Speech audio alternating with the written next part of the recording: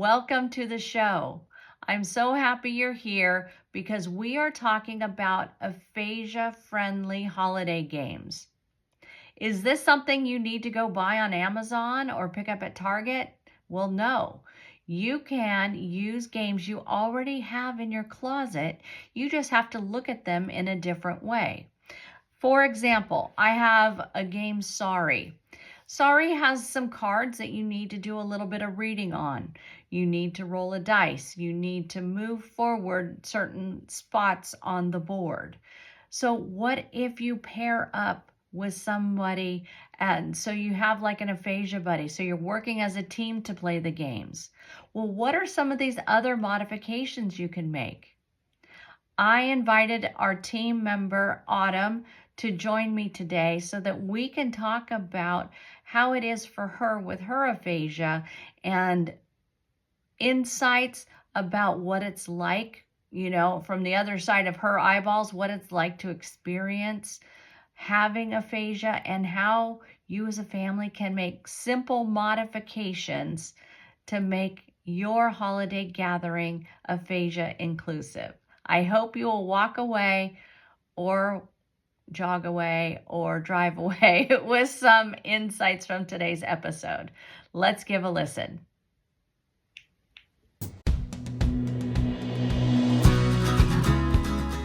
Welcome to the Listen for Life podcast with Genevieve Richardson. Genevieve is a speech-language pathologist rehabilitating adults with communication challenges after a stroke or due to a neurological impairment. Get equipped with knowledge from experts in the field and professionals you need to know. We'll hear stories and experiences from others who are navigating life with aphasia. So, put your earphones in and take a walk outside. This isn't just a podcast. This is a community, a resource, and a support system. We're in this together. Do life. So, welcome to Santa's workshop. This is what we do at Life Speech Pathology when we're getting ready for the holidays. And I have to say that this is the first time we've done this. So, hello, I have my helper here, Autumn. And I thought it would be interesting for everyone to kind of hear our conversation as we talk about holiday gifts, holiday games, and how to make adjustments for aphasia. Autumn, to put you on the spot. Yes. Would you like to say a little bit about the holidays and how you've had to make adjustments over the last few years? So my biggest adjustment has been working on avoidance because I figure no one will, if they don't think I can speak, then they're not going to talk to me. And so I don't want to be placed in a corner or just sitting on a couch somewhere hoping that someone will come and speak to me. So I think the games are a great inclusive strategy. Things like, even like we were talking about earlier, like the puzzles. The puzzles, if they're not really busy, if they seem like a lot of solid colors, you can find a quiet space to kind of get away from all the noise, but still be involved. Like you're not sitting on a couch hoping someone wants to come and speak to you, or being uncomfortable because they're avoiding you. You can sit down at the table and just start flipping over puzzle pieces or looking for the edges, grouping them by color. And then people just tend to navigate to a puzzle. So I would feel like I'm in a safe, protected spot where I can still see what's going on, still be included, hear what everybody's chit-chatting about, but not be expected to participate. And people lose patience waiting for an answer, things like that. So if I can set the stage a little bit, what we've got going on is these are gifts going out to families with aphasia, people that are part of my practice.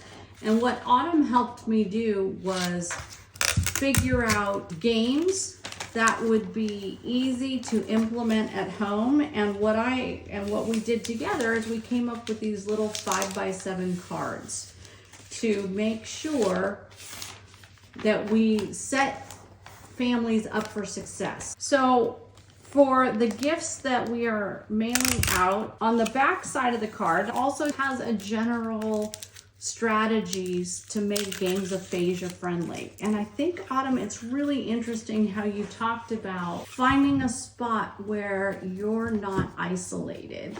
Yes. I think, like you said, the But trick feel is safe. having something going on nearby where people can interact easily Yes. without making themselves or you feel uncomfortable or awkward. Well, I think I'd mentioned even with the dog, like if things are getting too loud, chaotic, you're having trouble finding your spot or your niche or where you're feeling comfortable, just you hadn't really quite settled in yet. Like I would tend to take over the pets, like take the dog outside, stand with him, make sure because the dogs will be excited and wound up, or so that would be something that I would tend to go to. Do you need a finger? I think I'm okay. Okay. She's working on the bow. Trying to do two And things at once. I actually think that that's a really smart point.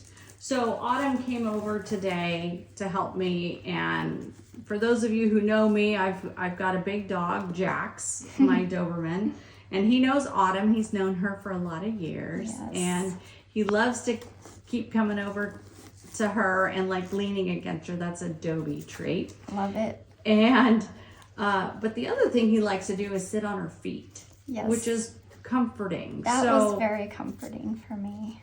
using animals just add that extra thing that can be comforting when there's a busy holiday gathering.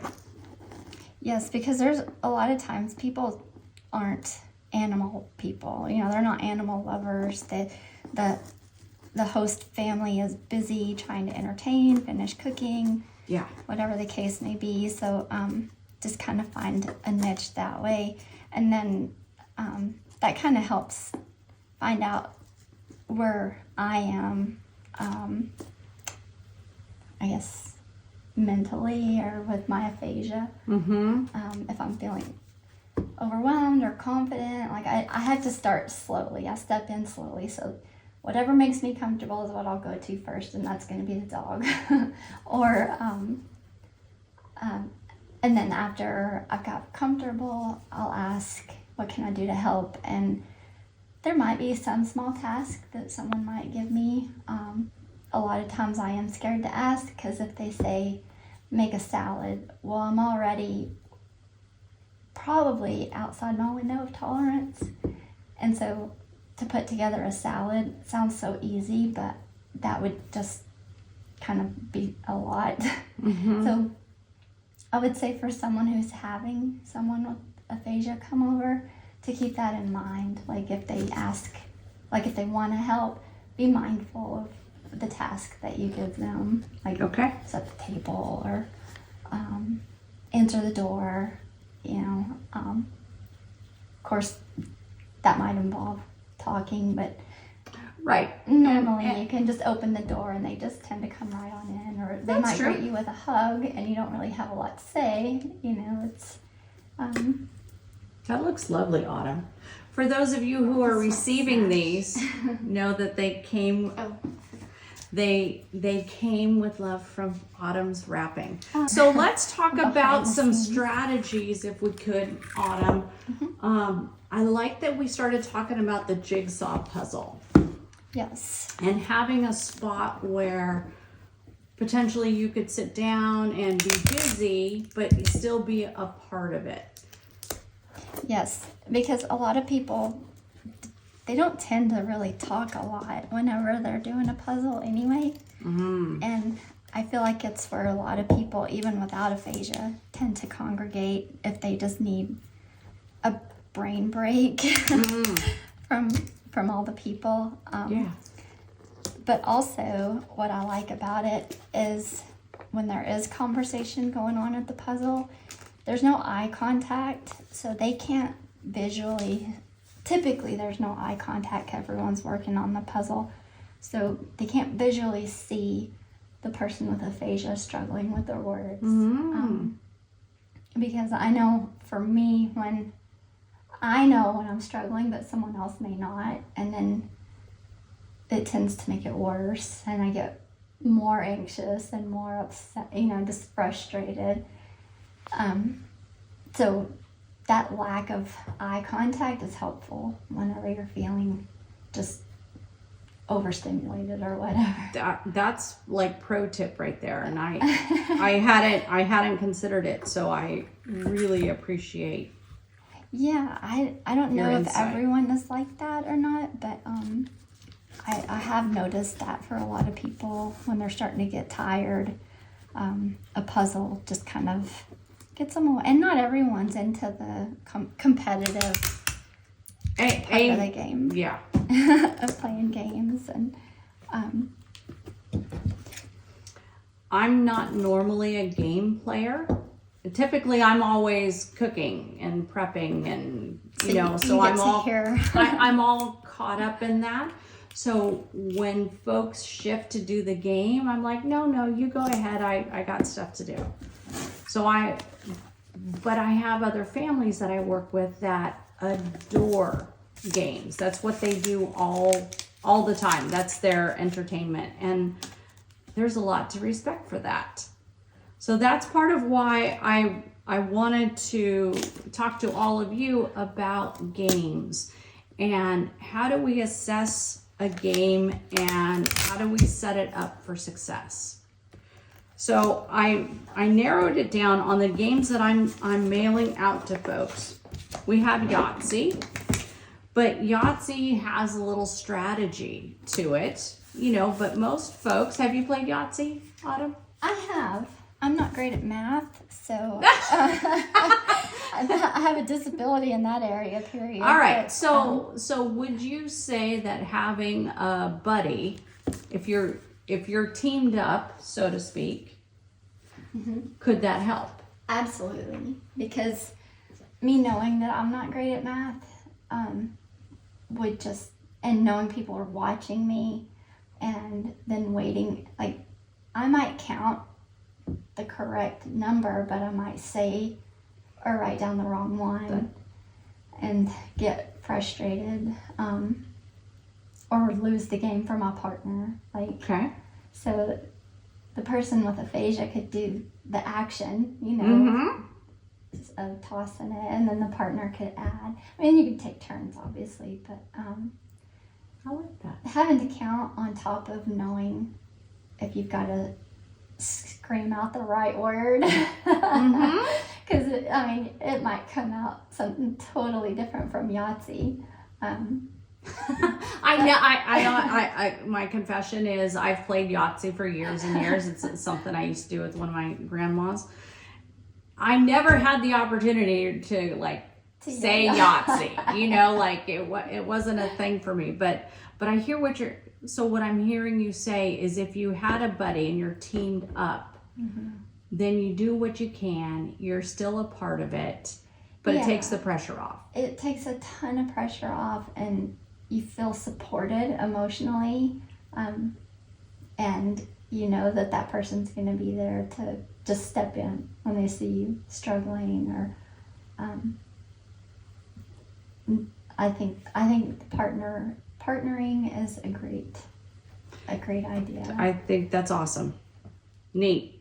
Well, so we have Sorry. So those of you that are you're not going to be surprised. But Sorry, Yahtzee, Amazon has not delivered all of my things yet. But we have Uno, and then a new game for me called Uno Flip. Not really sure what that is, but I do have a card for it. I think it's still sitting on the printer. But what we're doing is really trying to promote this idea of being aphasia inclusive, and games are a great way to do that. If there's, younger kids or if teenagers, I don't know, I might be asking too much for teenagers. I think back on my own girls, they would help with that. But not every family is like that. So, every family has to make their own assessment about what's possible and what's not possible. Mm-hmm. But if you have ideas, where there's a will, there's a way. So what I wanted to do on this episode is present some other ideas for that. So Autumn, I'm going to share some of these strategies that I've come up with, and let's chat through them. Great. So first one is to create a comfy space. Yes. I think quiet is the magic word. Am I right? I would say depending on the game and depending on the person. All right. And I think you can read the person by their face if they're tired, especially if their person is with them, like their spouse or whatever. But if they're fresh and they're ready to play, then I don't know that. Well, I mean, yes and no on the quiet. Like if there's also a movie going and like if everyone's in the same room and 30 people are talking and you're trying to play, then yeah, that would be a little over the top. But a designated area, I would think. Like we came over here to this table, not that anything else is going on here except for the dogs and the cats, but I like that. I like this, even though there's no doors on this room. I do like that it's a little bit more separate. Yeah. Because it's separate from the kitchen, which usually is very noisy and busy, and everybody congregates. And it's also like you can sneak out if you need to without everybody noticing. Like, what's wrong? Did something go wrong? Right. And if you just need to take a walk around the driveway or whatever, like you don't have to explain it to anyone. You can just easily sneak out. So I like that. That's what I like about this area too. I navigated to this area when we started everything anyway. Well, this is my, when people are here, if I'm not actively cooking, this is the space I want to go. Is it? Yeah, it's because it's just a little bit more off of the kitchen. So this one's like no duh, but sturdy table or a surface for easy play. We don't want to set up on a TV tray. Yeah. Right? That's not ideal. You want some kind of a table or eliminate chaos. Right. That's what we want to do, is eliminate chaos. Adapt the game. So I have lots of friends who are very by the book. If the instruction manual says do 1 and then 2 and then 3, that's how they do it, and they don't adapt. But what I want to encourage families, when you have someone with aphasia, think of it in a different way. We don't have to be so rigid. Right. What would you say, Autumn? Yeah, I would agree. I would say leave your family, when family gets together, the competition really gets thick, but if you do have a person with aphasia at your game table, I would say try to dial back on the competition, just so that person with aphasia isn't picking up on cues from the family that are like old, what's the word I'm trying to say? Like,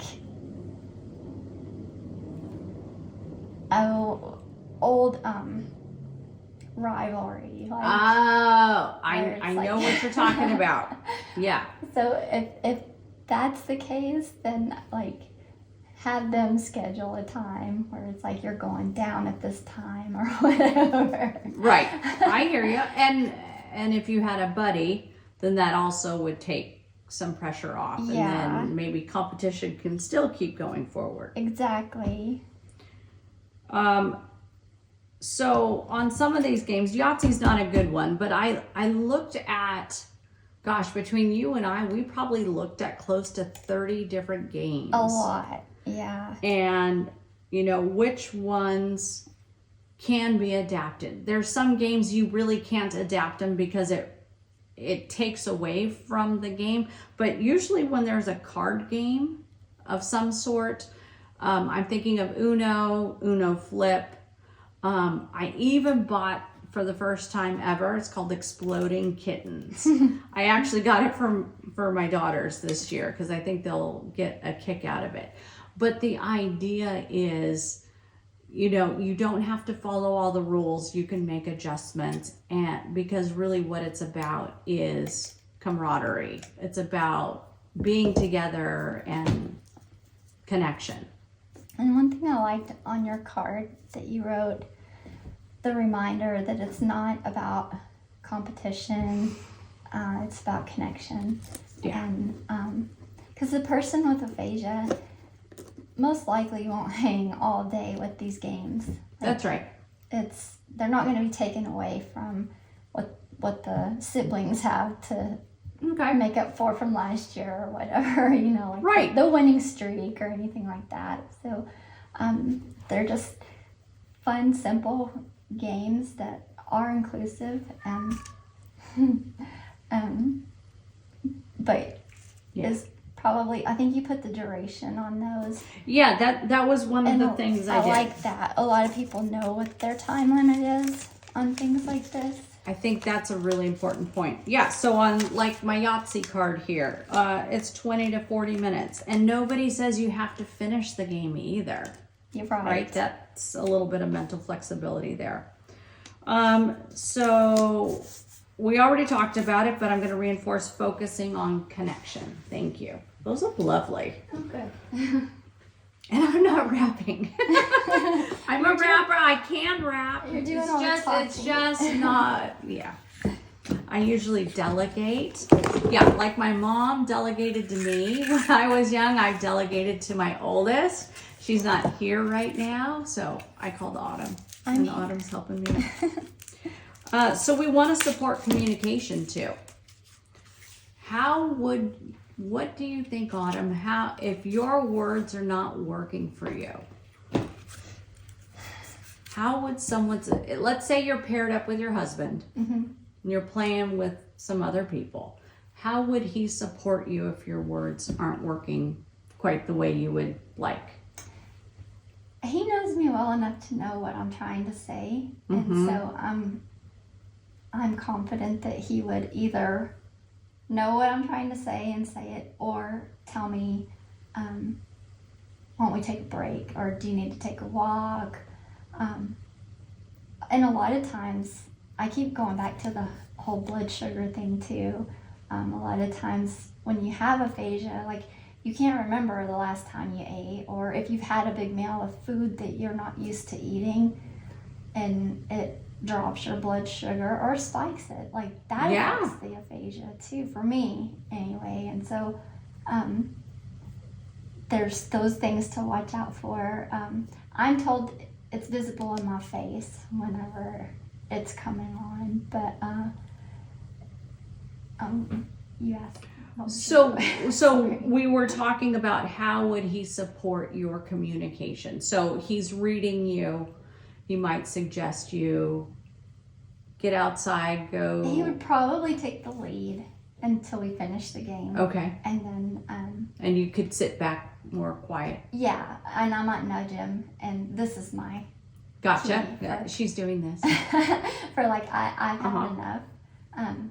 Or I do like this. Like, okay, so you got to eat something. Or my word. I'll do okay. Words are gone. So words are gone. Yeah, okay. That's what I So say. you got your own sign language. I like it. Yes. Uh-huh. And this is food. Yep. Like if I need to eat. Absolutely. And then, or I'll tell him, walk around, right outside. Okay, so you've got a whole I have a bunch whole, of gestures that you. And I try to make them easy for people to understand that, like, if he's gone to play games or hike around or something, if that's the case, if my person is not immediately in my space, then I would navigate to that quiet space where the either sit down and watch the movie that's playing where I'm not required to speak, or go to the puzzle, or take the dog outside. I mean, there's things that I can find to do where it doesn't look like I don't want to be there, right, or anything like that, or I'm not approachable. I don't. Okay. And that's another thing for me is I don't want to look unapproachable. I don't want to seem unapproachable. But people who know that someone with aphasia is going to be there are kind of like, well, how do I know she wants to talk to me or play a game with me? So it's sad to say, but a lot of times the initiation comes from the person with aphasia, and then the other people play off that. Like the person with aphasia kind of guides the traffic, so to speak, in my experience. Okay. That's a perspective I hadn't considered. Yeah. That's got me processing. Yeah, it's like for my dad, for example, he hadn't seen me in some time, and I drove all night. We drove all night to get to his house. This was about a 9-hour drive overnight, so sleep was off, eating was off, everything was off, and they had breakfast ready when we got there, and of course coffee and breakfast, and wanting to sit on the porch to talk, and my words were gone, and it scared my dad to death. And so I had to just smile and laugh and just say, like this, like I'm just, she's doing this. And then my husband would say, she just needs to take a nap, and he reassured him of what I needed, but I put myself out there as much as I could until I couldn't anymore, and then and got to make those memories with my dad. And then I had to go excuse myself and take a nap, and then I came back and everything was fine. But it took me initiating everything so my dad wouldn't be so afraid. And it's hard, I'm sure, to see your kid, or your loved one who all of a sudden can't speak. First thing you want to do is call 911. Right, because he's thinking this is something new versus something where you're having to adjust to this up and down all day, every day, but he doesn't see that. Yes, because with him, he'll call me and I can do the little comment, to reject the call and text a comment that says, lost my words, I'll call you back. You know, don't have my words, I'll call you back. And he said, no problem, take your time. Like, so he's getting it. So you've reassured him you're okay. Yes. And that you'll get back to him. Yes. That's actually super smart on the text thing. Again, this is why we're having this conversation, because as much as I talk to so many families, until you start talking through, because that's why I thought, so by the way, folks, I totally sprung this on her. That's why, hopefully I set up my phone on the tripod over there. Maybe my head's caught off, maybe it's not. I mean, but at least you're here, you're hearing us talk and you're seeing her hands. She's here. So many good things that you're sharing with us. Oh, thank you. I hope so. But I did find that it is important for the person with aphasia to not just show up and expect certain things. Like, you kind of have to be willing to say, no, I don't want to play a game, or yes, I'll try it, or find your little spot. You can't leave it all up to the other people who are trying so hard to include you to the point where they scare you off. Like, you got to be careful of that too. It is a balance. It is. It really is. But you could say, if they're playing a game, you can say, I'm just going to watch. Exactly. But your chair could still be up at the table. You could still be there. Exactly. You can be laughing and enjoying, but no pressure. Right. You can just actually even take your dessert and sit down kind of in the background and watch and eat. Yeah. And a lot of people may not even realize that That's right. you're having an issue until it gets later or something, you get tired. Or I had one time where I was fine. I had had a good night's sleep. It was late morning, getting ready for lunch. I was at my friend's house, and so I have to say that I have to be hyper aware of my surroundings, because I was at her house, we were visiting, she had company over. It was a man and his daughter. Well, I didn't see the daughter anywhere, so I assumed she was in the back playing or whatever. And I was visiting with the man, and my friend and I were about to leave, and the girl comes out of the back bedroom, and I never saw her, and she comes up and she karate chops the back of my neck like this, and it startled me, it scared me, and my words were gone just like that.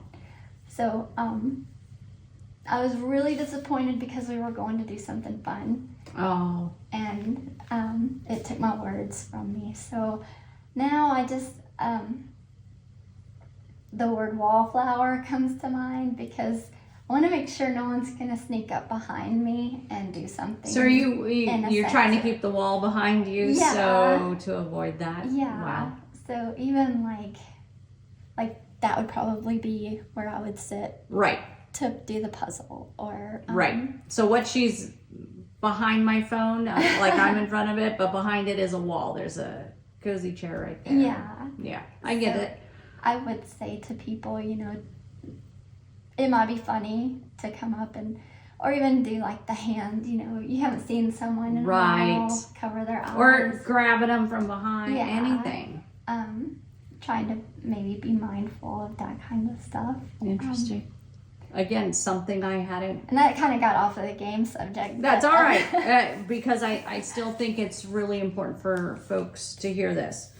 Let's see, what else I have. Being patient, allowing extra time for decisions. That's where the Aphasia Buddy. Yeah. I think of the Aphasia Buddy. If you're playing games, it's all about connection, teamwork, and then taking a break. Yes. So I think one thing for me when I host, of course I don't have aphasia, but I imagine, if my energy is low, I don't tend to take care of myself. I don't drink water. I just keep going, and I would imagine it's probably the same for you. And then your blood sugar probably and does then the same you're thing. toast, right? Yeah. And then you're like, okay, I'm gonna sit down and be a hermit for a little while. Exactly. So it's not that different from what anyone else would, any person without aphasia would experience. I mean, everyone, like you just said, you get tired after being on your feet all day. You're 10,000 people talking to you, the phone ringing, texting, doorbell ringing, dogs barking. Yeah, that it's a lot. I would say, if you think it's going to get to you, then it's most likely going to get to your person with aphasia. That's a good. So I have an analogy that I came up with. You probably saw it in one of the books. The gas tank. Yes, I loved that. So, okay, I got to pitch the book because it's sitting right here. Aphasia Inclusive Celebrations. It's a toolkit, and this was set up as a way to think through your holidays. What's important to you? How do you set up your house? How do you set up the guests? How do you do all the things that we automatically do at the holidays to make it inclusive? But here's my thing about the gas tank. The person with aphasia, just like any of us, and I think you made that point very well just a moment ago, Autumn, we only have so much. And then what do we do to refuel? What do you do to refuel? Is it quiet for you? It's definitely quiet. Quiet, dim, a snack usually. Yeah, that's a really good point. Food, water. Water. And then, it may be really cold outside or raining, so you might not be able to take that walk. So the bathroom, even if you just go in the bathroom and just put your hands under cold water, take deep breaths, kind of pull your composure back together. That's always a good escape place too. No one's gonna follow you there. Right. And or if you're going to someone's house, you could ask the hostess, for a bathroom that's not the main bathroom that everyone's using. Yeah. Or maybe there's a back bedroom where it's more quiet, setting it up. So these are things we don't normally think about.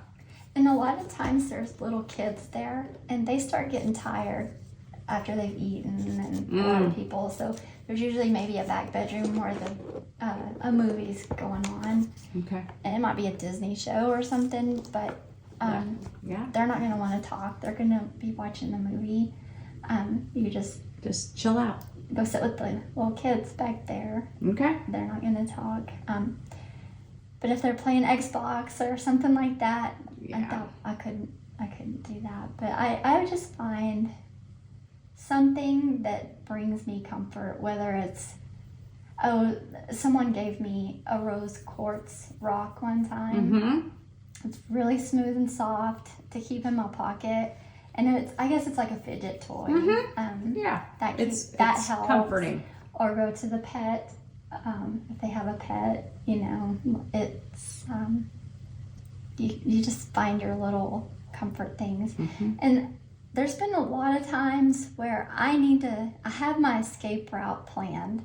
Like, I have to have an escape plan, not route, but an escape plan, which means maybe my husband giving me the keys so that if he gets busy talking or whatever and I need to get out, like just get away, it's not a production. I can just go and act like I'm looking for something in my car. Not a thing then. Yeah.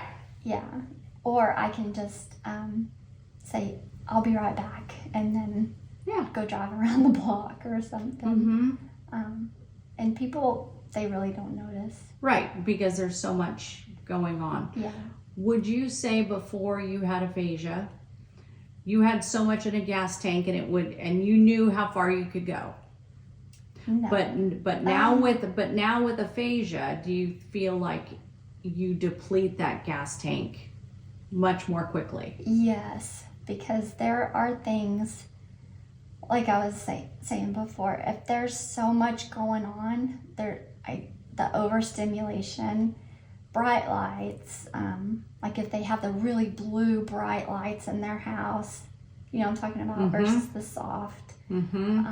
A screaming newborn or a little kid that's just being unruly and the parents are off drinking in the backyard, or there's all sorts of family situations. Sure. But we're talking lights, noise, not knowing people. I was the social butterfly. It didn't matter. I would make sure everybody has been spoken to, had a hug. I knew how their whole family's doing, like all that. And now it's just like everything has to just almost be perfect. So I will carry my little earplugs. Yeah. Those help keep everything kind of desensitized. And if I know that there's going to be fireworks, or if it's a New Year's Eve party or something like that, I'll make sure I have sunglasses. Or if I know we're going to go look at Christmas lights with everybody, I'll make sure I have sunglasses. Just things like that, because I do know now what depletes my tank really fast. And I think that's something families should ask. Yes. If they can ask their person. So let's go back to your ear things. I know you had told me about loop. Yes. Those are, and they come in like different models. They're on Amazon, folks. Different colors. Different colors. I have a pair. I think I actually gave them away to my oldest because we love to go to live music, which she doesn't like all the loud. So she'll either use those or she'll put in her AirPods and put it on noise canceling. And you almost can't hear anything. Yes. Unless somebody's like looking at you. Like I have to touch her to get her attention. Yeah. But the idea is noise and lights Yes. really deplete you. Very much so. The noise, the lights, and crowds, like a lot of people, and just chaos, like tension, if there's obvious tension between people or something, which I've learned to let that be theirs. That's right. I can't let that. But you don't want to be right in the middle. No. You need to get to the Yeah. outskirts. But what I found is I'm sorry, the word, lost my word. Self-conscious about people seeing me with earplugs.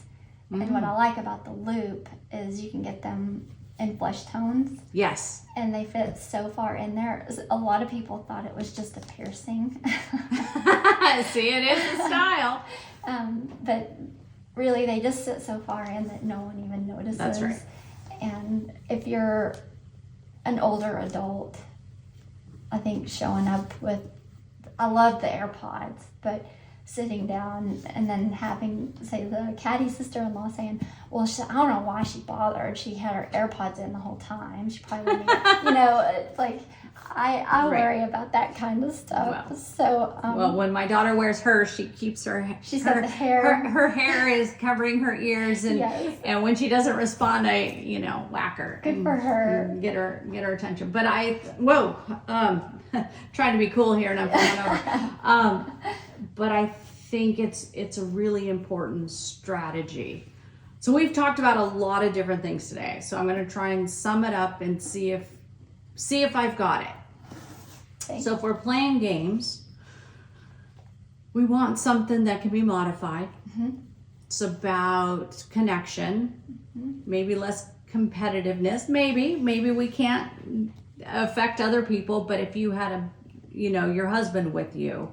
And it may be as simple as choosing 4 people that you could play with. There you go. Where creating your own you're group. taking a little more control, a little initiative. Exactly. It goes back to that the person with aphasia. And I think that's an interesting point too, because everything I talk about in the book is about us doing things for the person with aphasia. But you brought up a very strong point about self-advocacy. Yes. And I do talk about that in the book, but probably not as much as I could. So on the 3rd version, I'll fix that. Yeah.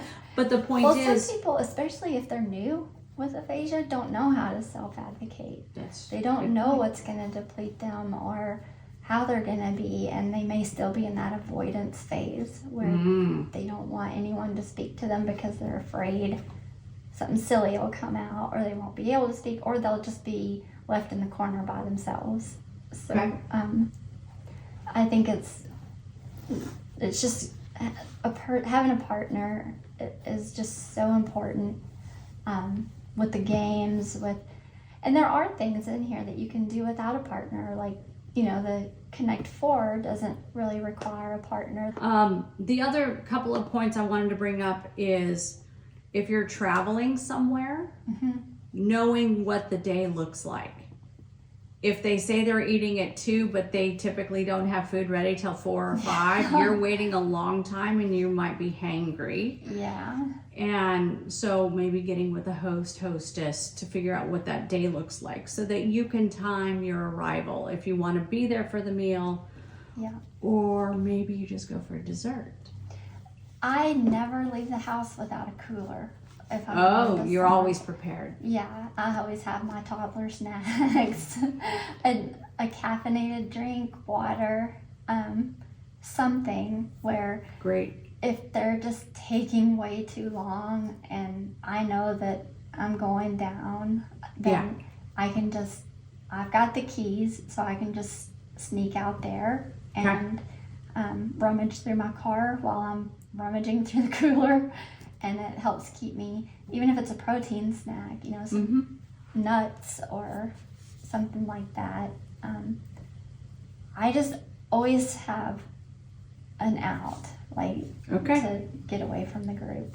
I think that's super smart. And that recharge is pretty quick. I mean, it's, but everyone's different. That's right. Right? Well, Autumn, I appreciate you sharing your story and talking through some of these things with me, because I got some new tidbits, some new nuggets for the, for the next version of the book. But the idea is helping families be prepared. Yes. Think through some of these things, because I know for myself, I'm always focused on the food. I expect my husband and the kids to sort everybody else out. I'm busy in the kitchen. Yeah. And everybody has roles. So if you're traveling somewhere, getting with a hostess. Oh, also in the book, Autumn gave me last year this a nice template for the letter to the hostess. Do you remember that? Yeah. You wrote that, so I turned it into a template, because when we're up against situations we might be unfamiliar with, if we've practiced the words before, then we won't be like deer in the headlights. Exactly. At the moment. And that's what I want to avoid for folks. Like, go prepared. Ask, where's the quiet place I can be? Taking your snacks. And even in the hotel, like if you are staying at a hotel overnight and then the next day going to the function, make sure and get to the continental breakfast. Even if you're not going to eat it, get down there, get your granola bars, apples, things like that. Right. And then you don't have to worry about trying to get to a grocery store or something. They've always got bottled water, something. That's right. Something you can take with you. Yeah. Love it. Autumn, thank you. And thank you for wrapping these presents so lovely. I love it. And thank you all for being here. I hope you gleaned some new things. I definitely encourage you. I know we are up against the clock as far as, Christmas is almost here. Hanukkah starts at the same time as Christmas. Then we have New Year's, and then I think Kwanzaa and Hanukkah are the same. I know, everything's coming together all at the same time. But the ideas that we've talked about today, they're in the book. The idea was making it as a workbook so you can reflect about what's important to you, what's important to your person with aphasia. What are the communication strategies you need to make sure are in place or to share with other people, whether you're hosting, whether you're traveling, and then also how to take care of yourself this holiday season. Yes, and how to advocate for yourself. So important. It's hard enough, dealing with it and having people try to understand it when you don't really understand it, but maybe go with what you know so far and it'll work out. And just reflect after and make a plan for the next time. Because even though it's the holidays now, we all have celebrations throughout the year. So take your lessons and make a plan going forward. Yes. Thank you, Autumn. I appreciate you as always. My pleasure. And thank you all for being here, and let me know how you found this episode. You can get the digital copy on my website, or if you like to have your own paper version, it's so lovely. That's on Amazon, and we will put links in the show notes. If I can support you at any point in this holiday season or after, please don't hesitate to reach out. We'll put my email in the show notes as well, or dolifespeechpathology.com. And I wish you all a wonderful holiday season, however it is you choose to celebrate. Take care.